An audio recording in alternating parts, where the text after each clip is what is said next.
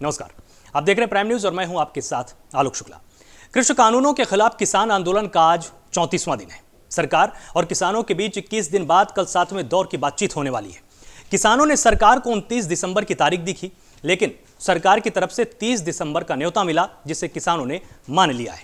लेकिन कहा कि सरकार एजेंडा बताए। भारतीय किसान यूनियन के राष्ट्रीय प्रवक्ता राकेश टिकैत ने भी कहा कि जो प्रस्ताव हमने रखे हैं उसी पर चर्चा करेंगे। कानून वापस नहीं लिए गए तो यहीं बैठे रहेंगे। खबर यह भी है कि अगर सरकार से बातचीत सफल नहीं रही तो 31 दिसंबर को किसान ट्रैक्टर मार्च निकालने वाले हैं। वहीं एनसीपी अध्यक्ष शरद पवार से संयुक्त किसान मोर्चा के नेताओं ने मुलाकात की है और ये किसान नेता सिंघू बॉर्डर और पलवल पर प्रदर्शन में शामिल हैं और सरकार के साथ वार्ता में भी हिस्सा ले चुके हैं। किसान नेताओं के मुताबिक पवार ने किसान नेताओं से कहा है कि अगर 30 तारीख तक हल नहीं निकाला तो तमाम विपक्ष की पार्टियों के साथ बैठक कर किसानों के पक्ष में वो खड़े रहेंगे।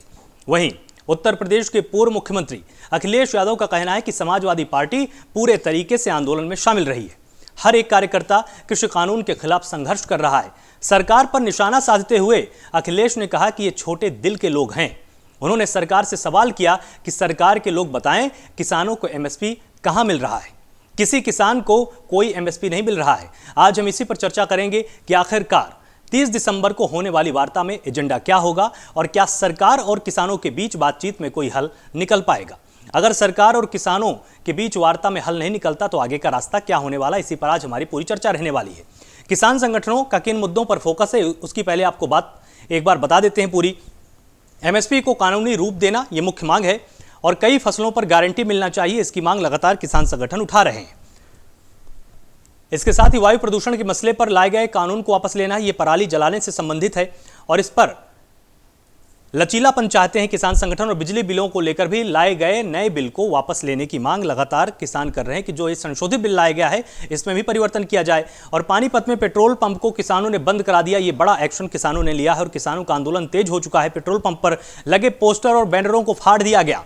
पुलिस ने कुछ प्रदर्शनकारियों के खिलाफ केस भी दर्ज कर दिया है और इसी दौरान यह भी बात सामने आई कि किसानों का आंदोलन लगातार विस्तार की तरफ आगे बढ़ रहा है, ना कि संकुचित हो रहा है। 3 पुलिसकर्मियों को पेट्रोल पंप पर तैनात किया गया है ताकि किसी भी तरह की अनहोनी से बचा जा सके। और पंजाब में 1500 टेलीकॉम टावरों को नुकसान पहुंचाया जा चुका है। ज्यादातर रिलायंस जियो टेलीकॉम टावरों को नुकसान पहुंचाया गया है। तो किसानों का गुस्सा जगह जगह सामने आ रहा है और रिलायंस जियो ने टावरों की सुरक्षा के लिए पंजाब पुलिस से मदद मांगी है, क्योंकि लगातार रिलायंस के जो टावर हैं उनको निशाना बनाया जा रहा है। तो किसान आंदोलन पर अपडेट भी आपको दे देते हैं, जहां पर दिल्ली की सर्दी में बॉर्डर पर लगातार किसान संगठन बैठे हुए हैं, उनके साथ तमाम किसान भी हैं। सरकार और किसान संगठनों के बीच 30 तारीख यानी कि कल दोपहर 2 बजे बातचीत होनी है और इस दौरान इस बातचीत में सकारात्मक समाधान की तरफ सरकार का और किसानों का दोनों का ही झुकाव है। 40 किसान संगठनों को विज्ञान भवन में बुलाया गया और पहले वार्ता 29 दिसंबर को होनी थी, लेकिन सरकार ने एक दिन आगे बढ़ाया है। 30 तारीख का निमंत्रण दिया, जिसको किसानों ने स्वीकार किया और सरकार और किसानों के बीच अब तक 6 दौर की वार्ताएं हो चुकी हैं जो कि फेल हुई हैं। सरकार से बातचीत सफल नहीं रही तो 31 दिसंबर को किसान ट्रैक्टर मार्च निकालने वाले हैं और तीनों कृषि कानून वापस करने के तरीके पर चर्चा की जाएगी। यह मुख्य कहना है कि सरकार को अपने एजेंडे पर हमसे बातचीत नहीं करनी। जो हमारी मांग है कि एमएसपी की गारंटी हमको दी जाए और इसके साथ ही यह भी कहा है कि कृषि बिल वापस होने पर ही बातचीत होगी। एजेंडा दाएं या बाएं नहीं होना चाहिए, क्योंकि इसके पहले लगातार सरकार ने समाधान निकालने के लिए संशोधनों का प्रस्ताव दिया, जिसे किसान संगठनों ने मानने से इनकार कर दिया था। और इसके साथ साथ अब जो बिजली बिल के लिए जो एक संशोधित कानून लाया गया था उस पर भी रियायत की बात किसानों ने की है कि इससे हमारा नुकसान नहीं होना चाहिए, क्योंकि सस्ती बिजली किसानों का हक है और ये सिंचाई में भी बहुत काम आती है। और इसके साथ किसानों को तमाम तरह की यहाँ पर सुविधाएं नलकूप के जरिए मिलती हैं, क्योंकि अगर किसी भी तरह से इसमें लापरवाही हुई तो किसानों की खेती का बड़ा नुकसान इसके जरिए हो जाता है। तो बातचीत से यह रास्ता निकलेगा।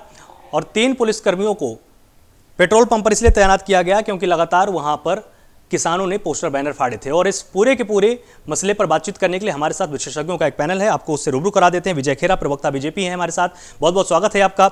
शौकत अली, प्रवक्ता सपा हमारे साथ हैं, बहुत बहुत स्वागत है आपका। परविंदर सेठी, प्रवक्ता शिरोमण अकाली दल का यहाँ पर पक्ष रखेंगे। विनोद सिंह, नेता कांग्रेस, हमारे साथ जुड़े हुए हैं, बहुत बहुत स्वागत है आपका प्राइम न्यूज़ पर। और पवन खटाना मेरे साथ स्टूडियो में मौजूद हैं, भारतीय किसान यूनियन के प्रवक्ता हैं, बहुत बहुत स्वागत है आपका। और विपिन शर्मा, वरिष्ठ पत्रकार के तौर पर स्टूडियो में मेरे साथ मौजूद है, बहुत बहुत स्वागत है आपका। पवन जी, सबसे पहले आपके पास आऊँगा, कल बातचीत होनी है। आपको क्या लगता है कि सरकार अपने एजेंडे पर आपसे बातचीत करना चाहती है कि अब सरकार भी समझ चुकी है कि किसानों की समस्याओं पर, किसानों की जो मांग है उस पर गंभीर बात करने का समय आ चुका है? देखो आलोक जी, ये तो अच्छी बात है, अगर सरकार समझ चुकी है तो इससे बड़ा तो फायदा ही कुछ नहीं होगा। हम तो रोज नई उम्मीद के साथ में शाम को सोते हैं और सुबह जगते हैं, लगता है कि सरकार की समझ में आ गया होगा और ये जो 3 बिल, जो काले कानून हमारे लिए पास किए गए हैं, इनको वापस ले लेंगी और न्यूनतम समर्थन मूल्य पर गारंटेड कानून बना कर देगी सरकार। इसी उम्मीद के साथ हम डेली सोते हैं और सुबह जगते हैं। कल वो दिन आएगा और पूरी उम्मीद है कि देश के प्रधानमंत्री जी, देश के गृह मंत्री जी, जो देश के किसान के द्वारा चुनी हुई सरकार है, हमारी लड़ाई सरकार से नहीं है, ना हमारी सरकार पार्टी से लड़ाई है, हमारी लड़ाई है सरकार की गलत नीतियों से। वो अपनी नीति बदल ले, नियत बदल ले, तो हमें कोई दिक्कत नहीं। नियत और नीति के बदलाव के लिए हम आंदोलनरत हैं और हम जब तक आंदोलन करते रहेंगे तब तक कि ये बिल वापस नहीं होंगे और हमें हमारी एमएसपी पर गारंटेड कानून नहीं मिल जाता, तब तक लड़ाई जारी है। ठीक है, विजय जी हमारे साथ जुड़े हुए हैं। विजय जी, जिस तरह से आपने सुना पवन जी को, इनका ये कहना है कि कृषि बिल की वापसी पर हमसे बात होगी। थोड़ी देर में हमारा संपर्क होगा विजय जी से, अभी उनसे संपर्क नहीं हुआ है।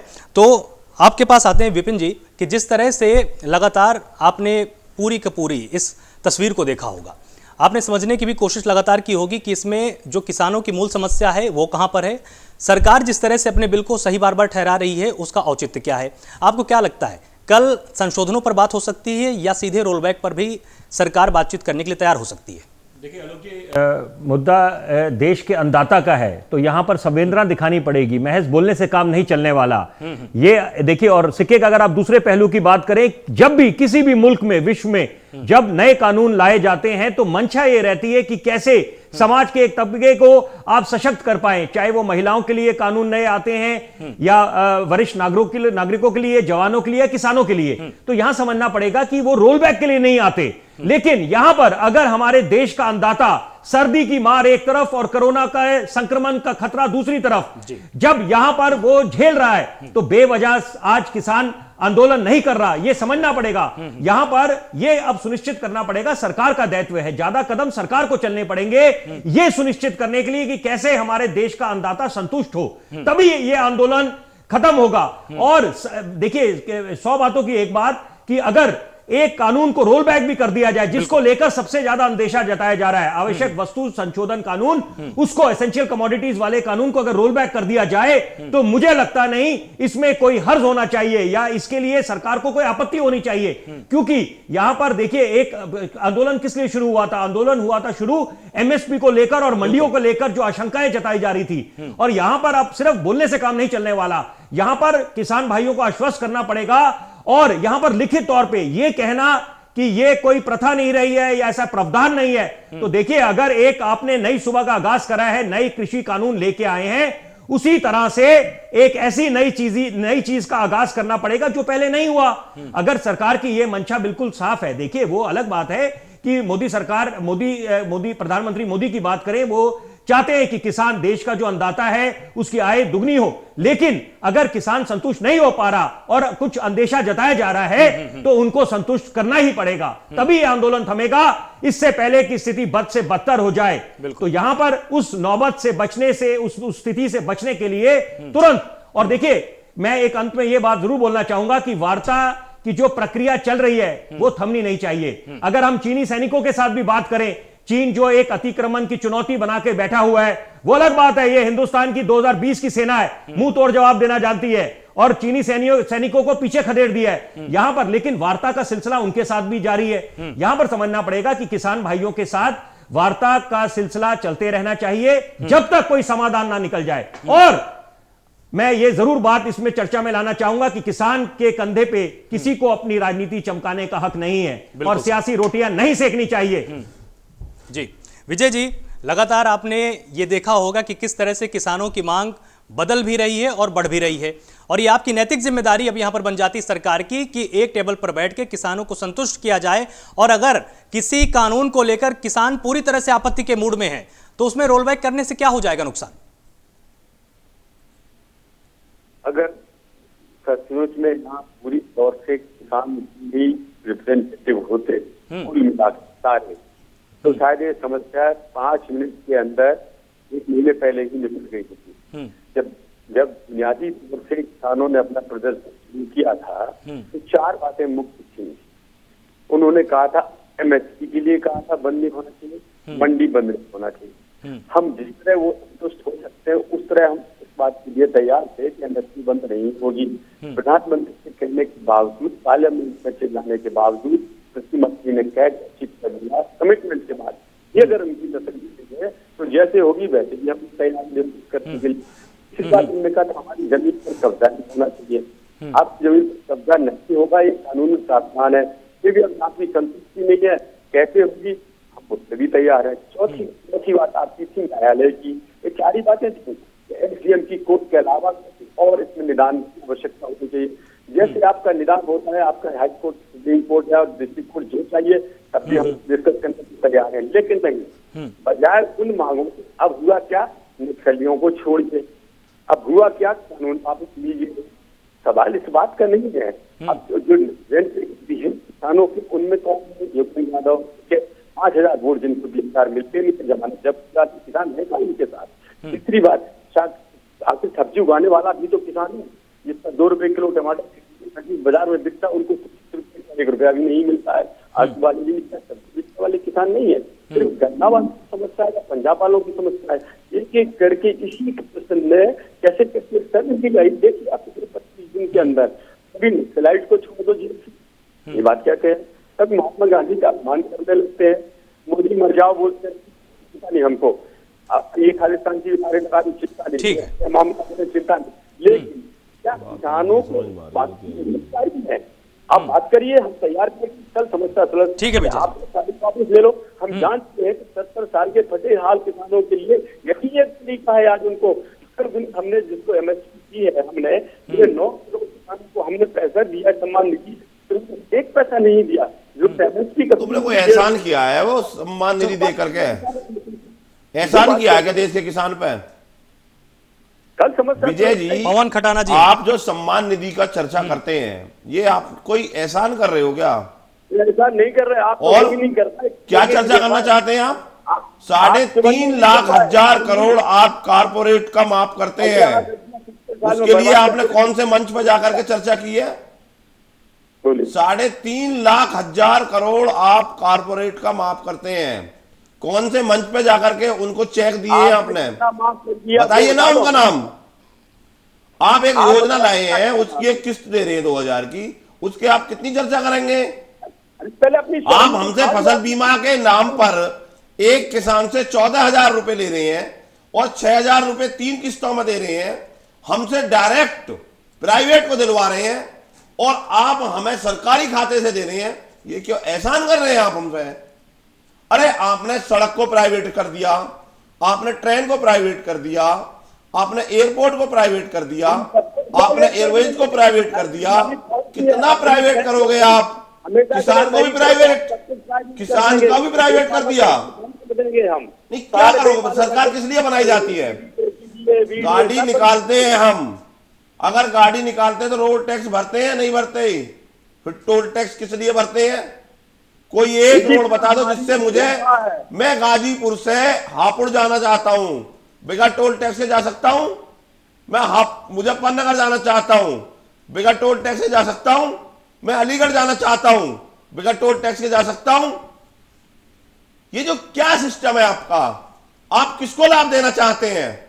वो टोल टैक्स वाली कंपनियों को क्यों लाभ दे रहे हैं आप? नहीं, इसमें पवन जी ये भी तो बात क्या है, बना रही है? पवन जी इसमें बात ये भी तो है ना कि अगर टोल टैक्स वाला सिस्टम हटा दिया जाएगा तो फिर कौन सी कंपनी आएगी? सरकार क्या करेगी? सरकार भी कुछ करेगी, कर तो रही है सरकार। क्या कर रही है? सड़क नहीं बनाई जा रही। पीपी मॉडल पे बनाए जा रहे हैं आलोक जी। हाँ, पीपी मॉडल पे बनाए जा रहे हैं और 40-40 साल के लिए उन्हें एग्रीमेंट करके दे दिया, आप रोड बनाइए और आप इनसे उगाई कीजिए। सरकार क्या कर रही है? सरकार का क्या दायित्व है? सरकार जमीन को, जो रेलवे की जमीन थी, उसको अडानी और अंबानी को पहले ही बेच देती है। बिल आने से पहले अडानी और अंबानी बहुत बड़े बड़े गोदाम बना लेते हैं। इनकी मंशा ठीक थी। आप बताइए कि कॉन्ट्रैक्ट फार्मिंग क्या अच्छी वो है? कॉन्ट्रैक्ट अब से पहले गुजरात में फेल हुआ, कॉन्ट्रैक्ट फार्मिंग का सिस्टम अमेरिका और यूरोप में फेल हुआ, आप क्या सिद्ध करना चाहते मैं हैं? एक बात जोड़ना चाहूंगा। बोलिए बोलिए बोलिए विपिन चाहते जी, हैं? विपिन जी इसमें खटाना जी, काउंटर ऐसा है कि कॉन्ट्रैक्ट फार्मिंग तो पहले से भी हो रही थी, एक बात है, देखिए बिल्कुल। और दूसरी बात, नहीं, contract farming की मैं तो पहले गन्ना। बोल दिए, पहले एक मिनट मैं एक नहीं, बात, मैंने आपकी बात बिल्कुल सुनी, एक विपिन जी, मिनट सुन लीजिए फार्मिंग ही तो करना है। पवन जी, मैं पवन जी, एक बात सुन बोलना लीजिए। चाहूंगा, पेमेंट नहीं होती, कहाँ एक करनी बात है? बोलना चाहूंगा। आपने जब बात सुन लीजिए। करी, देखिए जितने पूंजीपतियों की बात करी वो अपनी जगह आपकी बात दुरुस्त है, लेकिन क्या हम किसी को याद दिलाने की आवश्यकता है कि हिंदुस्तान को सोने की चिड़िया कहा जाता था, $1 1 रुपए हुआ करता था आजादी के समय? तो क्या यह याद दिलाने की आवश्यकता है कि सरकारें किसकी रही आजादी के बाद? तो यहां पर यह समझना पड़ेगा कि यहां पर कम से कम ये अगर आपके देश के अन्नदाता का मुद्दा है ये, तो यहां पर राजनीति से भी बचना पड़ेगा और एक स्वर में स्वर मिलाना पड़ेगा और उद्देश्य एक होना चाहिए कि जल्द से जल्द समाधान निकले, तब हम असल मायने में हमदर्द भी कहलाएंगे और सच्चे मायने में हम विपिन चाहेंगे जी, कि हम समाधान चाहते हैं। विपिन जी, आपने आदरणीय प्रधानमंत्री जी का गुजरात का भाषण सुना है नहीं सुना?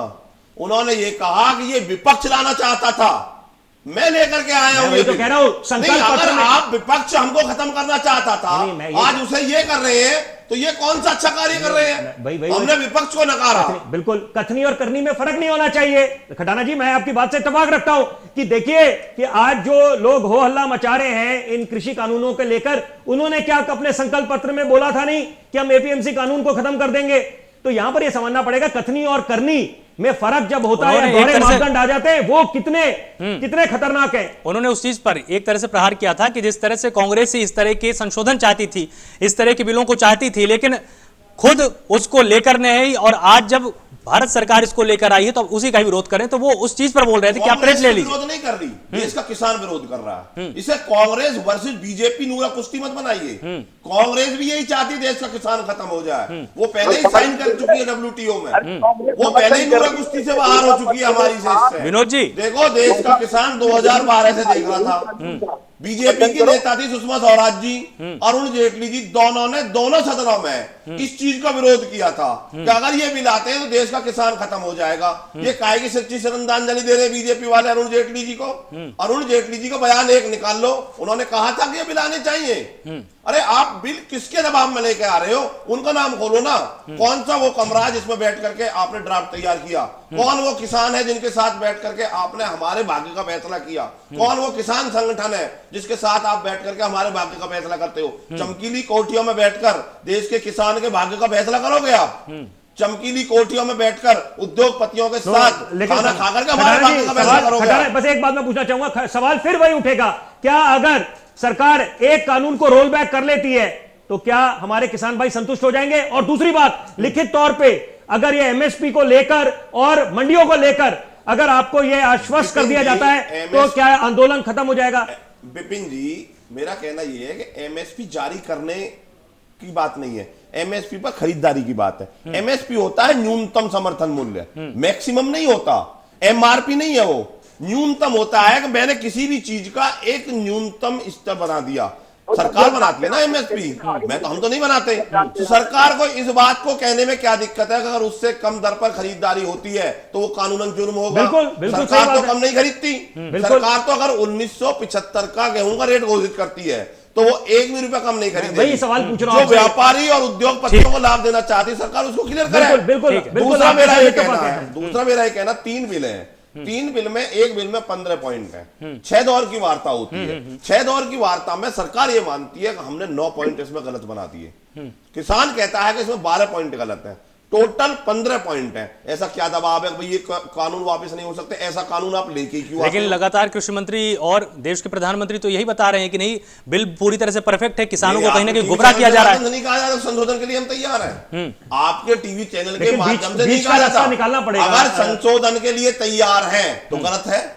नहीं तो संशोधन का हम ये मतलब पूछना चाहते नहीं, हैं, पवन अगर गलत है तभी तो पवन संशोधन है। पवन जी, या एक बिना चीज गलत के संशोधन होता है? एक चीज गलत है संशोधन गलत है। देखिए रुकिए संशोधन की हम तो ये हमेशा कह रहे हैं रहती है। नहीं। मैं आपको एक, अब मैं यहाँ पर उदाहरण आपको नहीं हुआ, उससे पवन जी पहले एक गलत है। मिनट, एक मिनट। अगर देश के किसान के साथ बैठ करके आप बिल बनाते नहीं ठीक है, तो संशोधन की गलत बात नहीं अगर अब होगा। आप यहाँ पर बोल रहे हैं, देखिए 1992 में जब सार्वजनिक वितरण प्रणाली कांग्रेस की सरकार लेके आई थी, उसमें एक लक्षित वर्ग, सुन तो लीजिए मैं एक, आप सुन लीजिए पहले पवन जी, एक मिनट, मैं यहाँ पर संशोधन की बात आपको बता रहा हूँ।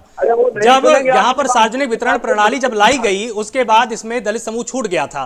तो उसमें संशोधन करके 1997 में उसको टीपीडीएस बना दिया गया कि टारगेट और आपकी पब्लिक डिस्ट्रीब्यूशन सिस्टम है उसको बना दिया गया कि इसमें टारगेट सिस्टम होगा कि दलित वर्ग को उसमें जोड़ा जाएगा। इसमें ये तो मतलब नहीं हो गया ना इसका कि 1992 में जो कानून बनाया गया था वो फिर पूरी तरह से गलत था। आलोक जी, चीजें तो ऐड होती है ना। आपका जो पैनल है, इस पैनल में हम 7 लोग बैठे हैं। बिल्कुल। 7 लोगों में से अगर 5 लोगों के नाम और चेहरे ही चेंज हो जाए तो फिर भी वही पैनल रहेगा। जिद किस बात की है? अगर 5 लोगों का आपने नाम और चेहरा ही चेंज कर दिया हो उसका, तो भाई दोबारा से पैनल बना लो। अगर हमारी देसी कहावत है, अगर कोई गिनते गिनते भूल जाता है तो दोबारा गिन लो। अगर आप हमारे लिए प्राप्त कर रहे हो तो हमारे साथ जुड़े हुए हैं। उसका उत्तर क्या है कि कुछ किसान भाई अगर इन कृषि कानूनों का समर्थन कर रहे हैं, उसका उत्तर क्या है? मैं आपसे जानना चाह रहा हूं कि क्या पूरे देश में जो किसान भाई हैं, हम तो ये कह रहे हैं जितने भी किसान संगठन है, सारे किसान संगठनों में से आदमी आमंत्रित कर लो। एक बार परमिंदर सेठी के पास चलते हैं। आप अच्छे किसान मानते हैं उनको आमंत्रित कर लो, अच्छे कृषि विशेषज्ञ को आमंत्रित कर लो और उनके साथ बैठकर ड्राफ्ट तैयार कर लो। जिद का है बात। ठीक है, ठीक है। परमिंदर सेठी हमारे साथ जुड़े हुए हैं। लगातार ये कहा जा रहा है कि ये पूरा का पूरा आंदोलन सिर्फ और सिर्फ पंजाब के किसानों का है। ये तस्वीर कितनी सही है? क्योंकि इसमें राजस्थान का भी किसान शामिल है, इसमें उत्तर प्रदेश का भी किसान इसमें शामिल है। आपको क्या लगता है कि ये मांगे पूरे के पूरे भारत के किसानों की है कि सिर्फ पंजाब के किसानों की है? देखिए, सबसे पहले तो मैं ये बात कहना चाहूंगा कि ये बहुत बहुत बहुत सेंसिटिव मुद्दा है। इसके अंदर किसी प्रकार की राजनीति नहीं होनी चाहिए। हम जितनी भी राजनीतिक पार्टियां, सबकी एक कलेक्टिव जिम्मेवारी बनती है कि हम मिल बांध कर जो देश का अन्नदाता है, जो कोरोना के समय में, इस ठंड के समय में आज शंभू बॉर्डर के ऊपर बैठा हुआ है, लाखों किसान अपनी जान पर खेलकर अपने परिवार के साथ बैठे हुए हैं, वो किस लिए बैठे हैं? जो ये आंदोलन है, ये हरियाणा, पंजाब और वेस्टर्न यूपी से का नहीं है। जिसके अंदर आप देखिए मध्य प्रदेश का, बिहार का, वेस्टर्न बंगाल का, राजस्थान का, उत्तरांचल का, सारे देश के किसान इसके अंदर इन्वॉल्व हैं। पंजाब के 31 किसान संगठन इसके अंदर इन्वॉल्व है और देश के 500 किसान संगठन का समर्थन प्राप्त है। देखिए, इस किसानों का रोष है, किसानों का जो प्रदर्शन है, किसान कभी जमीन पर नहीं आता। किसान सबसे ज्यादा सीधा साधा और भोला वाला व्यक्ति होता है, लेकिन उसकी जब उसके ऊपर एक काला कानून थोपा गया, एक डेथ वारंट थोपा गया, तो उसने वहां पे पंजाब में रेल की पटरी के ऊपर बैठकर इसका एक धरना प्रदर्शन करा। लेकिन वहां पे उसने कहा मैं दिल्ली में आके जंतर मंतर पर बैठना चाहता हूँ, मैं रामला ग्राउंड पे बैठना चाहता हूँ, लेकिन रास्ते में हरियाणा में उसके ऊपर वाटर कैनन का इस्तेमाल किया जाता है, लाठीचार्ज का इस्तेमाल किया जाता है, टीयर गैस का इस्तेमाल किया जाता है, खाइयां खोद दी जाती हैं। जब वो इन सब अटकलों को पार कर दिल्ली आकर 500 मीटर सील कर देता है, तो मजबूरन सरकार उनसे वार्ता खेलती है। देखिए, सबसे बड़ी बात यह है कि सरकार की नीयत सही नहीं है। अगर सरकार की नीयत सही हो तो 7 मिनट के अंदर एक फैसला हो सकता है। जो कानून आप कह रहे हो कि बहुत बढ़िया है, किसानों के लिए बहुत बढ़िया है, लेकिन किसान, मैं आपको बताता हूँ, किसान संगठन के नेता बड़े सूझवान और बड़े पढ़े लिखे लोग हैं।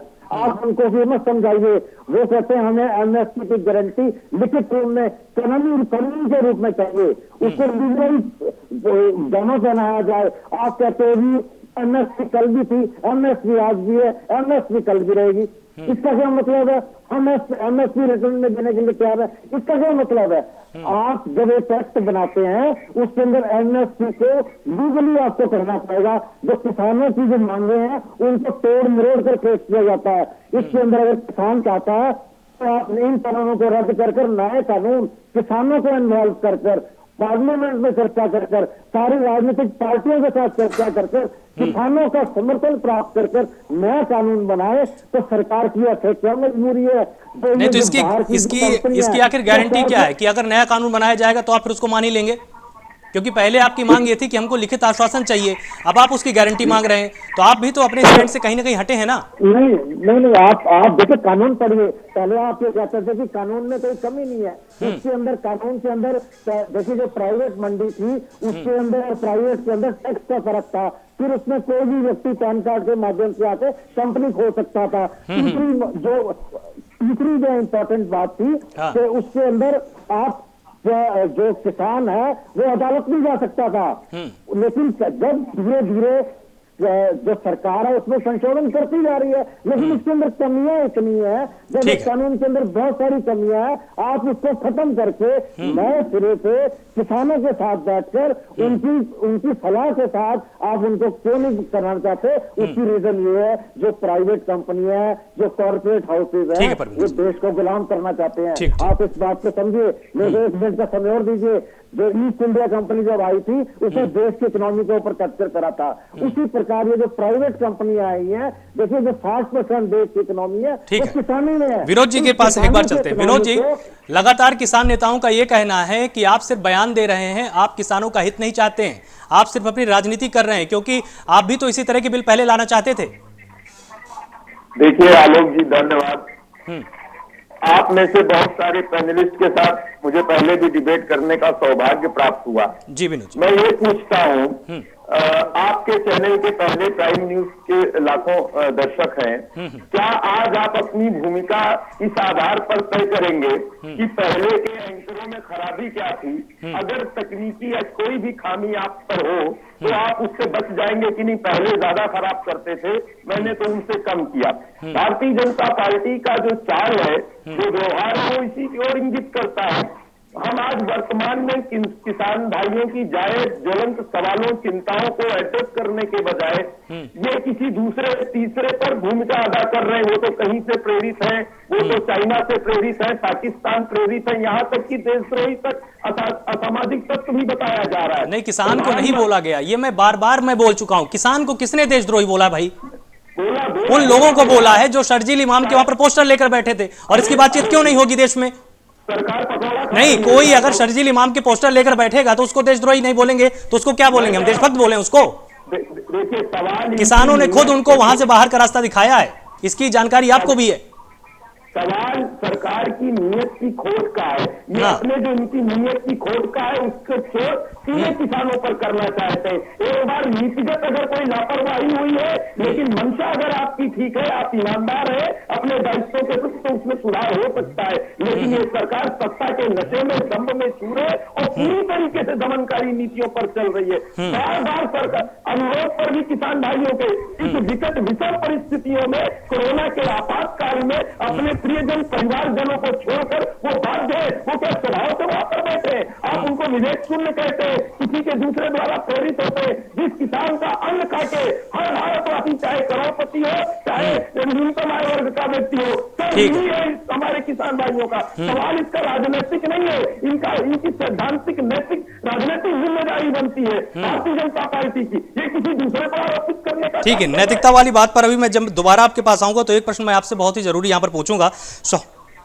और लगातार जिस तरह की यहां पर तस्वीरें सामने आ रही हैं, विपिन जी आपसे मैं एक चीज यहां पर समझना चाहूंगा कि जब 1964 के आसपास जब कृषि लागत आयोग बनाया गया, उसमें जो 2 सदस्य थे वो गैर आधिकारिक सदस्य थे, जो कि एक तरह से किसानों के ही प्रतिनिधि होते थे। उसी को ये जिम्मेदारी सौंपी गई कि आप कृषि मंत्रालय को उन फसलों की लिस्ट बनाकर भेजेंगे जिसमें कि न्यूनतम समर्थन मूल्य देना है। तब उस समय कांग्रेस का शासनकाल था। हरित क्रांति उसके बाद आती है, उसके बाद कृषि लागत आयोग का इन्होंने नाम बदल दिया, कृषि लागत एवं मूल्य आयोग कर दिया। जिम्मेदारी फिर भी उसकी यही थी, उसमें किसान प्रतिनिधि थे। जब भी न्यूनतम समर्थन मूल्य निर्धारित होता है उसमें राज्य सरकारों से भी परामर्श लिया जाता है। सबको मालूम था कि न्यूनतम समर्थन मूल्य कितना जरूरी है, उसके बावजूद भी एमएसपी को अब तक गारंटी का जामा नहीं पहनाया गया। सरकारें आई और चली गई। तो क्या ये विशुद्ध राजनीति नहीं है तो और क्या है? निश्चित बात है आलोक जी, आपका सवाल बिल्कुल बहुत अहमियत रखता है और मुद्दा ही वही है। देखिए कि इतने सालों से ये क्या कारण है और क्या क्या, देखिए क्या कितने दुख होता है और कितनी शर्मनाक बात है कि किसान कर्ज माफी को लेकर और जो किसान खुदकुशी करता है, ये तो एक प्रथा चलती आई है यहां पर। और इसमें क्यों, मतलब ये सवाल उठता है कि क्यों नहीं सरकारों ने, जिसकी भी सरकार रही हो, हमें राजनीतिक दलों से कोई मतलब नहीं है, अगर हम सही मामले में किसानों के साथ खड़े हैं, उनके हमदर्द हैं, तो समझना पड़ेगा कि ये एक रिवायत चलती आई है देश में और जिसमें किसी का ध्यान नहीं गया। यहां पर आप चुनाव में जब जाते हैं, संकल्प पत्र में बड़े बड़े वादे करके आते हैं, प्रलोभन देते हैं उनको, किसान भाइयों को, उनको बोलते हैं कर्ज माफी हो जाएगी, तो लेकिन वो छलावा होता है, अमूमन देखा गया ऐसा। तो यहां पर क्या कारण है कि जहां अलग अलग प्रांतों में जाएं, किसी जगह जाए ग्रामीण क्षेत्र, वहां पर देखते हैं कि किसान खुदकुशी कर रहे हैं। तो यहां पर समझना पड़ेगा कि कथनी और करनी में भी फर्क नहीं करना और सही मामले में किसान भाइयों को सशक्त करना पड़ेगा। और जो उनके लिए आप नई चीजें लेके आते हैं। देखिए, कम्युनिकेशन गैप भी कोई बात होती है कि अगर आपके समझाने में कोई दिक्कत आ रही है या किसान भाई समझ नहीं पा रहे, तो यहां पर सरकार का ही दायित्व बनता है, जिसकी भी सरकार है, जो भी सत्ता में है, उनका दायित्व बनता है कि आप उसको समझाएं और आश्वस्त करें। और निश्चित बात है, मैं खटाना भाई की इस बात से बिल्कुल सहमत हूं कि यहां पर जब किसानों के लिए कानून आए तो यहां पर उनको आपको विश्वास में लेना चाहिए था। और यहां पर देखिए, प्रधानमंत्री की मंशा बिल्कुल साफ है, वो किसान भाइयों को सशक्त करना चाहते हैं, और चाहे कोई किसी की भी सरकार हो, कोई भी ये नहीं चाहेगा कि जब कोई नए कानून लेके आए हैं कि यहां पर पूंजीपतियों को उनको उनके हित के लिए सोचा जाए, पहले हित। क्योंकि देखिए, ऐसा तो नहीं है कि कोई 5 साल के लिए सरकार में आए तो अगले वो 5 आगे की उनकी ये नहीं रहेगा सपना कि आगे भी सरकार में वो सत्ता उनको मिले। तो यहां पर तो कोई भी चाहेगा नहीं, चाहे जिसकी भी राजनीतिक दल की सरकार हो यहां पर। लेकिन अगर समझाने में आपके एक अभाव रहा है तो यहां पर सरकार का दायित्व बनता है कि कैसे अब किसान भाइयों को संतुष्ट करा जाए, क्योंकि ये सर्दियों की मार, कोरोना का संक्रमण का खतरा, कि कोरोना का प्रकोप अभी थमा तो है नहीं। तो यहां पर ऐसी स्थिति में आप खुद समझ सकते हैं, 26 जनवरी भी दूर नहीं, अगर ये आंदोलन और उग्र हो जाता है तो आप खुद एक अंदेशा ये भी जताया गया है कि कुछ असामाजिक तत्व, किसान तो हमारा भोला वाला है, और देखिए तारीफ करनी पड़ेगी कि अभी तक जो आंदोलन हुआ है शांतिपूर्वक हुआ है, और ये हम उनको नमन भी करते हैं, सलाम भी करते हैं किसान भाइयों को।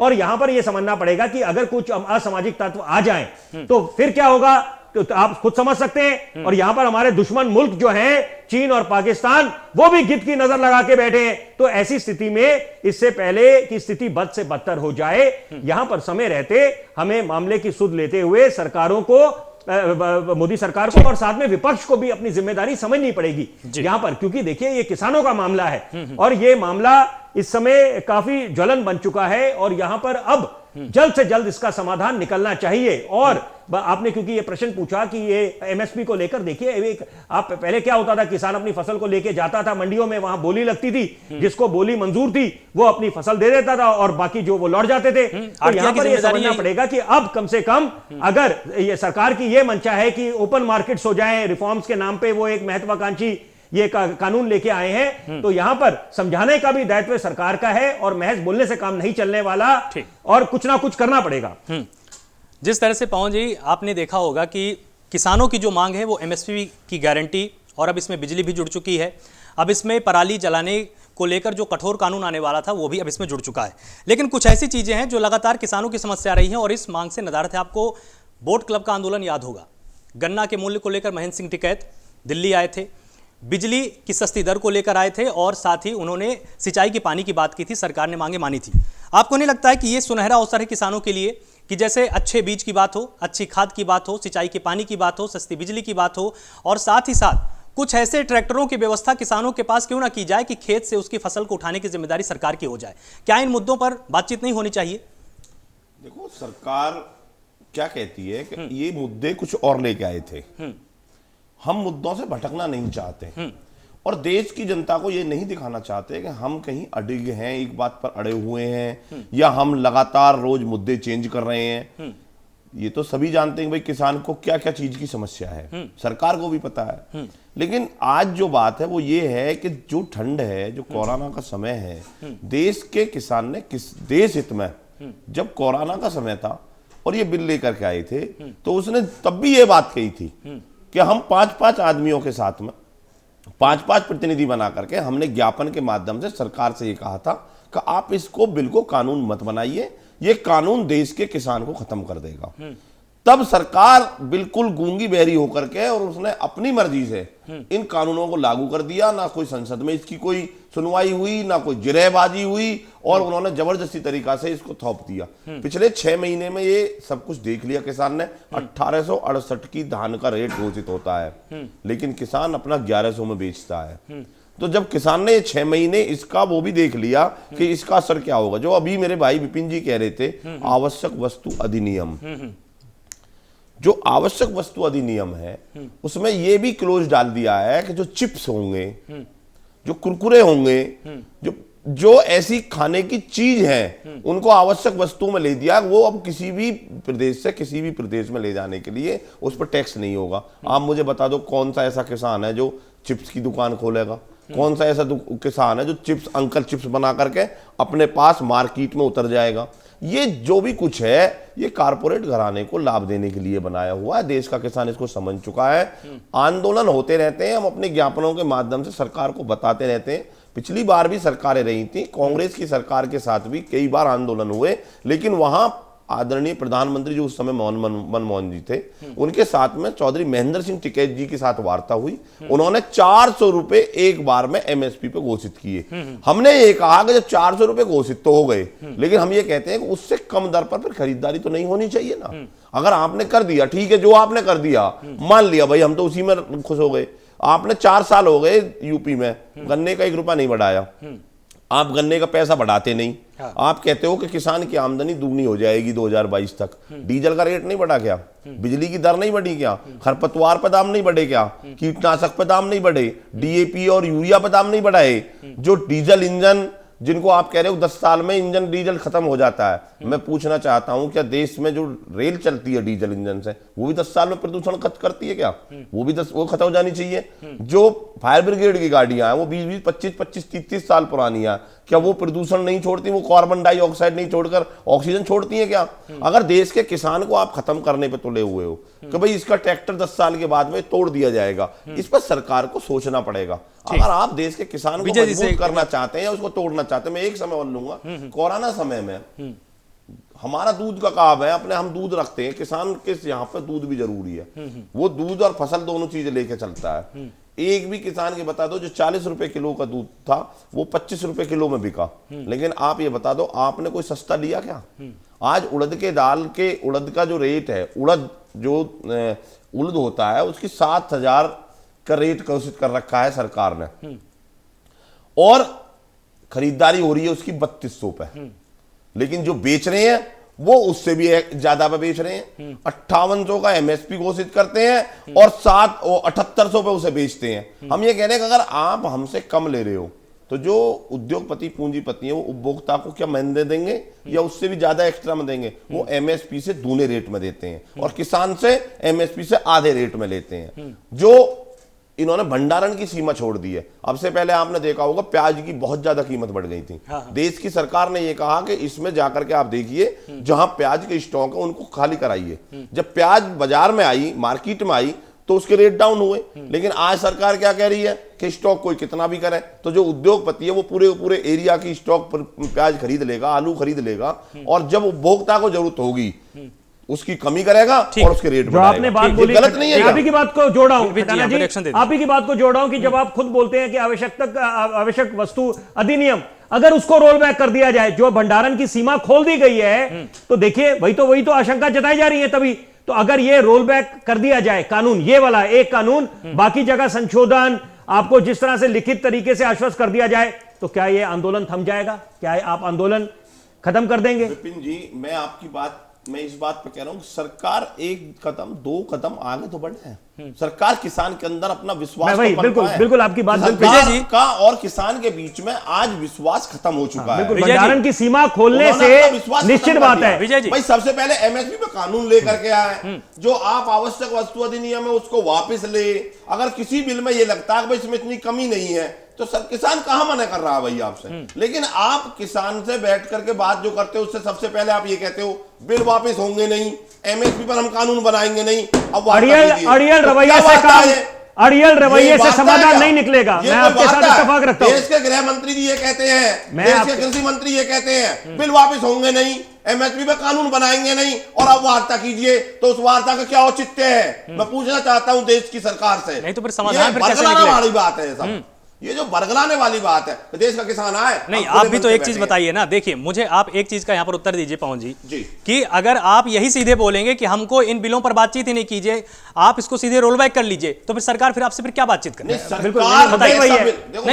किस बात के लिए वही मुद्दा है। देखिए सुनो मेरी बात, हमने 6 दौर की वार्ता की, अगर पॉइंटों में कमियां गिनवाई तो वो भी तो हमने ही तो गिनवाई। तो सरकार बोल रही ना कि हम इसमें संशोधन करेंगे। देश के प्रधानमंत्री और देश के विजय जी कहते थे विजय जी कि गंगा जल की तरह पवित्र है मेरा बिल, गंगा जल की तरह पवित्र है। गंगा जल के पवित्र मंशा की बात करी थी विजय जी, मंशा की बात करी, एक मिनट, ठीक है मंशा, ठीक है, बिल में कमी है, ठीक है, जवाब ले लेते हैं, जवाब ले लेते हैं, जवाब ले लेते हैं, जवाब ले लेते हैं। पवन जी रुकिए। विजय जी, जब कल बातचीत होगी तो क्या आप किसानों की समस्याओं को आप समझने के लिए तैयार हो पाए हैं? क्योंकि जिस तरह की बात पवन जी लगातार गिना रहे हैं कि हमको इन इन चीजों पर आपत्ति है, आप आखिर उन चीजों को फिर सुन क्यों नहीं रहे? ये 0.5% किसानों के प्रतिनिधि उनकी बात कर रहे हैं जो हिंदुस्तान के 100 करोड़ जिनको चुन के भेजते हैं। अरे देश में आग लगाना चाहते हो आप ये कहते हो कि मुट्ठी भर किसान है, सुन लीजिए। आप ये कहते हो रोड जाम हो गया, आज कहते हो लाखों किसान बैठा है, कभी कहते हो आप मात्र पंजाब का किसान है, कभी कहते हो यूपी का किसान है ही नहीं, कभी कहते हो हरियाणा का किसान है, सुन तो लीजिए एक बार, कुछ चंद लोग हैं। सुन लीजिए, क्या चाहते हो आप? देश में कितना किसान रोड पे चाहते हो?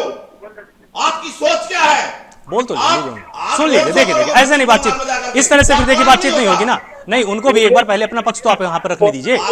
सुन तो लीजिए, सुन लीजिए, सुन लीजिए। ये करें ठीक है, नियत कैसी भी होगी, नहीं ठीक, नहीं नहीं ऐसी कोई बात नहीं, आप पहले उनको सुन तो लीजिए। आराम से सुना, ये नहीं सुनेंगे आराम से, क्यों?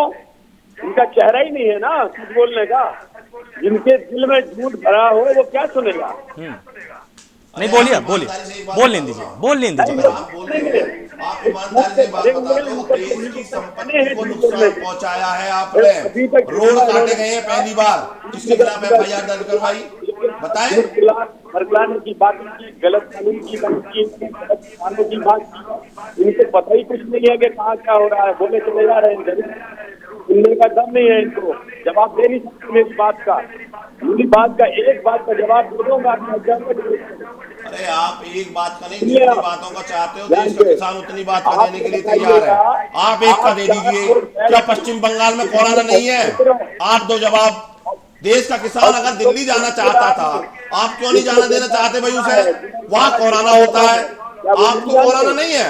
आप एक चीज बताइए, अध्यक्ष रोड करते हैं और में करते हैं। मुझे आप एक चीज बताइए यहाँ पर पवन जी, अगर मान लीजिए दिल्ली में प्रवेश हो जाता किसानों का और हर जगह पर हर रोड पर अगर किसान बैठ जाते, सड़कों को जाम कर देते, तो फिर देखो ये गलत संदेश है। हम रोड पर नहीं बैठ रहा था, हमने कहा था हम राजनीतिक ग्राउंड में जाकर बैठ जाएंगे, हम जंतर मंतर पे जाकर के धरना दे देंगे। लेकिन इनको क्या था, आम जनता को इनके खिलाफ करो, इनकी नीति थी। जनता तो आपके साथ है ना, जनता को खिलाफ करो, जनता तो आपके साथ है, जनता आपके साथ है। हमारी जनता तो इसलिए साथ है, हमने जनता को परेशानी होने नहीं दी। हमने आज भी रोड से साइड बैठ करके बैठे हैं, आज भी हम जो जनता में परेशानी होती है उसको हम सॉर्ट आउट कराते हैं, हम एम्बुलेंस की गाड़ियां निकलवाते हैं, हमको अगर दिक्कत होती है तो तुरंत रोड खाली करवाते हैं। विनोद जी कुछ बोल रहे हैं, ठीक है विनोद, ठीक है रिएक्शन ले लेते हैं। विनोद जी बोलिए। देखिए, बीजेपी के लोग हर आंदोलन को बदनाम करने का ही काम करते हैं, और मैं भाजपा के साथी से कहता हूँ, चेहरा क्यों देखते हो, किसानों को मोहरा क्यों बनाते हो? अगर तुमने जरा भी किसानों के प्रति सम्मान है तो सड़कों पर उतर के दिखाओ। और सात दौरों की बात वार्ता हल कुछ नहीं। क्या किसानों की मांगे इतनी अव्यवहारिक है, असत्य है? बिल्कुल लॉजिकल मांगे हैं, उनकी जायज चिंताएं हैं, उनको ईमानदारी से एड्रेस करने का काम होना चाहिए। बार बार आप जुमलेबाजी में लगे हैं, आपको सिर्फ जुमलेबाजी में एक्सपर्ट है और आपको कुछ आता ही नहीं है। और आज देश में सबसे बड़ा संकट है तो विश्वास का संकट है, क्योंकि हर मोर्चे पर जो मुखिया से प्रधानमंत्री जी ने कहा है वो सारे नारे और वायदे फेल हुए हैं। चाहे किसान की आय दोगुनी, so smart city, startup India. Parvinder ji आ रहा हूँ, आपके पास आ रहा हूँ। प्रतिवर्ष नौकरी, देश के भविष्य के लिए जो ये अविश्वास का वातावरण है, ये देश के भविष्य के लिए बिल्कुल भाई छोड़ते भाई, आप भी यही काम करते हो। विपक्ष में बैठकर किसान याद आता है, आप भी 2 करोड़ किसानों को झूठे साइन करवाते हो। आप पर भी क्या काम है? कोई काम तुम पर भी अच्छा नहीं है। अगर विपक्ष मजबूत होता ना तो इनकी ताकत ही नहीं थी कि गलत तरीका से बिलों को पेश कर देते। विपक्ष की ताकत ही खत्म हो गई, विपक्ष में कुछ बचा ही नहीं है। विजय जी कुछ बोल रहे हैं, एक मिनट विजय जी बोलिए कुछ आप बोल रहे हैं। इनसे डिबेट करा लीजिए, दोनों तरफ बीजेपी की भी करा लीजिए। विजय जी बोलिए आप, एक मिनट सुन लीजिए विजय जी बोलिए, आप बोलिए, आपकी आवाज आ रही है। मत रखो, फिर जवाब दो ना। बोलिए। आपका चेहरा है नहीं बात करने का, सुनो पहले मेरी बात सुन लीजिएगा। हाँ ठीक है, बोलिए आप। वो तो सुनिए मेरे से जवाब। पहली बात ये है कि आप जो कह रहे हैं कि इनको पहले किसानों से पूछ के पूछा था बात, हमने हर किसानों को खरीद किया, तो 350 सांसद खड़े हैं इसके पीछे। ये मोदी जी का निर्णय नहीं है, तो भारतीय जनता पार्टी का अकेला निर्णय नहीं है। वो सांसद चुन के आते हैं, उन्होंने हर गाँव हर किसानों की समस्या को समझा है, सब बताया है कि 70 साल के फटेहाल किसान है, जिनके महाराज की कपड़े नहीं है, जो साइड करता है उसका दर्द कैसे दूर, सब एक दिन की बात नहीं है। सुनते हम लोग इस पर काम करते हैं, जी पर पहुंचे हैं, तो ये कहना ये चीज बैठ के करना होगा फलाना कोई गलत है।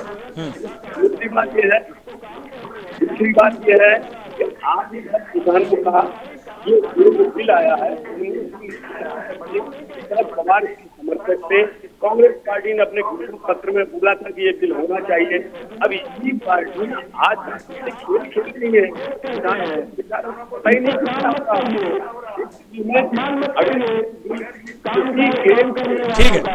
ठीक है विजय जी, पैदा करके दिखा दे। परविंदर जी कुछ बोलना चाह रहे हैं? हाँ ठीक है परविंदर जी आप आइए। परविंदर जी काफी देर से कुछ बोलना चाह रहे हैं, अब एक बार इनको भी सुनिए सभी। ठीक है विजय जी आपकी बात आ गई, बोलिए परविंदर जी आप बोलिए। देखिए ये अपनी किसी पार्टी की ईगो का विषय नहीं है, किसानों का विषय है। पहली बात। दूसरी बात, ये इस प्रदर्शन को खराब करने के लिए, इस प्रदर्शन को खत्म करने के लिए कभी टुकड़े टुकड़े गैंग, कभी खालिस्तानी, कभी आतंकवादी, कभी शाहीनबाग, और उसके अलावा जो हरियाणा के अंदर किसानों के साथ मारकूट हुई थी उनके ऊपर केस दर्ज किए गए। इसके अलावा 25 तारीख को मैं आपको बताना चाहता हूँ, उत्तराखंड के अंदर 1500 किसानों के ऊपर केस रजिस्टर करे गए हैं, जिनके अंदर बड़ी गहरी धाराएं लगाई गई हैं, जैसे 147, 148, 332, 353, 188, 269। ये किसानों के ऊपर धाराएं लगाई गई हैं एनोनिमस नाम के साथ। नहीं, किसी भी किसान को पकड़कर परविंदर जी, ये उत्तराखंड की बात बता रहा हूं परविंदर जी, देश का आम नागरिक हो, चाहे अन्नदाता हो, चाहे कपड़ा बुनने वाला हो, अगर वो कानून की सीमाएं तोड़ेगा तो क्या उसके विरुद्ध फिर कोई एक्शन नहीं होना चाहिए क्या? सुप्रीम कोर्ट का दिल्ली में भी तो आंदोलन हो रहा है ना, लेकिन देखिए कितना शांति से हो रहा है। आप डिसाइड कर रहे हैं। कैसे? सुप्रीम कोर्ट ने कहा है कोई भी किसान प्रदर्शन करने के लिए दिल्ली आ सकता है। इनके वहां पे रिक्वेस्ट करी गई, उसके बाद इनको आने दिया गया, उसके बाद इनको अगले एफआईआर कर दी गई। तो सुप्रीम कोर्ट ने वहां पर एक बात और भी तो बोली थी, जिस पर शायद आपका ध्यान नहीं गया। सुप्रीम कोर्ट ने यह भी कहा है कि प्रदर्शन का इस तरह के तरीके को थोड़ा सा बदलने की जरूरत है। देखिए, अगर आप लाठीचार्ज करते हैं किसान के ऊपर, किसमें करते हैं लाठीचार्ज? आप किसान के ऊपर टेयर गैस डालते हैं, किसमें डालते हैं? किसान, आप सुनिए, सुप्रीम कोर्ट ने हरियाणा को फटकार लगाई है, भारत सरकार को फटकार लगाई है कि आपने किसानों के साथ जो व्यवहार करो, आप विजय जी, किसानों की जो समस्या है उसको सॉर्ट आउट करने में आप करिए। सुप्रीम कोर्ट की जो जजमेंट आई है उसके अंदर उन्होंने फटकार लगाई है कि आप इसके अंदर कामयाब नहीं हुए, आप कमेटी बनाइए और इसको सॉर्ट आउट करें जल्द से जल्द। आप उस बात को समझिए। नहीं देखिए परविंदर जी, किसानों के बलिदान को, किसान के त्याग को, किसान के सम्मान को तो कोई उंगली उठा ही नहीं रहा है। आप भी तो इस चीज को जरा एक बार समझिए, किसान का विरोध कोई नहीं कर रहा, आम जनता पूरी तरह से आपके साथ है। परविंदर जी एक मैं बात बोलना चाहूंगा, आप बड़े सम्मानित और मैं बड़ा सम्मान करता हूं परविंदर जी आपका। मैं एक बात बोलना चाहूंगा, देखिए कि कोई भी सरकार हो कि अपने किसान भाइयों का और जवान भाइयों का हर कोई सम्मान करता है और उनको नमन करता है। देखिए, जय जवान जय किसान जब हम बोलते हैं, हम लोग सही मायने में उस पर अमल करते हैं, क्योंकि एक तरफ जवान एक तरफ किसान, तो देखिए इनके बिना तो ना राष्ट्र निर्माण हो सकता है, ना हमारा देश आगे चल सकता है। तो यहां पर यह समझना पड़ेगा कि जो कम्युनिकेशन गैप, और निश्चित बात है देखिए संशोधन की जो गुंजाइश है अभी इस समय, या वो जो नौबत आई है, सुबह का भूला अगर शाम को लौट जाए तो उसको भूला नहीं कहेंगे, क्योंकि अभी भी देखिए कि अभी भी स्थिति संभाल सकते हैं। हमें समाधान चाहिए, ना कि घमासान। आज के आपकी जो आलोक जी इस चर्चा का शीर्षक भी जो है समाधान की आस, और देखिए आशावादी होना पड़ेगा, उम्मीद पे ही दुनिया कायम है। यहां पर हम लोग सकारात्मक सोच रखें और देखें, सुनिश्चित करें, सबका दायित्व बनता है कि कैसे जल्द से जल्द हम किसान भाइयों के लिए कुछ समाधान निकाल पाए। हमें लगता नहीं कि अगर समाधान निकल जाए तो इससे बढ़िया हम लोग 2021 की शुरुआत कर पाएंगे। बिल्कुल। विनोद जी कुछ आप बोलना चाह रहे थे, बोलिए। देखिए बिपिन जी हमारे ऊर्जावान साथी हैं और मैं उनसे यही कहूंगा कि उनके इस ऊर्जा का सदुपयोग हो, जुमलेबाजों से सावधान रहें। ये सवाल किसान का है, अन्नदाता बड़े का भैया, है, उसके प्रति मैं अगर याद दिलाऊं, अब वो अपनी निजी राय दे रहे हैं देखिए बात दूर तक चलेगी विनोद जी, बड़े सम्मान पूर्वक मैं एक बात बोलूंगा। मैंने तो देश हित की बात करी, किसानों के हित की बात करी। क्या मुझे याद दिलाने की आवश्यकता है कि किसने बोला था, किसने सबूत मांगे थे सर्जिकल स्ट्राइक के, और किसने बोला था सेना का मुखिया कौन है? नहीं, अमेठी में फूड पार्क बनाने की बात कौन कर रहा था? दोहरे मापदंड हो, अमेठी में किसान भाइयों के लिए और जवानों के लिए। विनोद जी, राहुल जी का इस समय एक वीडियो सोशल मीडिया पर वायरल हो रहा है जिसमें वो अमेठी फूड पार्क की बात कर रहे हैं संसद में, और वो ये बोल रहे हैं कि जो बिचौलिया होता है वो किसान को कहीं ना कहीं गुमराह कर देता है, उसके पैसे को खा जाता है। हम फूड पार्क लेके आएंगे, कंपनियां आएंगी, सीधे वहां पर किसान व्यापार करेगा। तो आपको नहीं लगता है कि ये कृषि बिल से कुछ मिलती जुलती बातें थी? और ये राहुल गांधी का स्टेटमेंट है संसद के अंदर। कितने वीडियो, कितने भाषण है फूड प्रोसेसिंग यूनिट्स का क्या हुआ? कहाँ चले गए? वो जो नया भारत बनाने का सपना था वो कहाँ चला गया? स्मार्ट सिटी कहाँ चला गया? तो प्रधानमंत्री तो यही दावा कर रहे हैं ना कि हम उस सपने को पूरा कर रहे हैं। देखिए मेरी अपील है, मुझसे उम्र में 20 साल बढ़ रहे करीब, लेकिन कृपया ऐसी भ्रामक बातें ना फैलाएं और जुमलेबाजों का शिकार होने से बचे। ये सवाल स्वाभिमान की लड़ाई का है, भारत के भविष्य का है। भारत का भविष्य कभी सुरक्षित रह सकता है, अन्नदाताओं का सम्मान होगा, उनकी चिंताओं का समाधान होगा। कितनी सी बात है, वो होने नहीं देंगे हम। विजय जी बोलिए। नहीं होने देंगे। क्या नहीं होने देंगे? नहीं बनाने देंगे।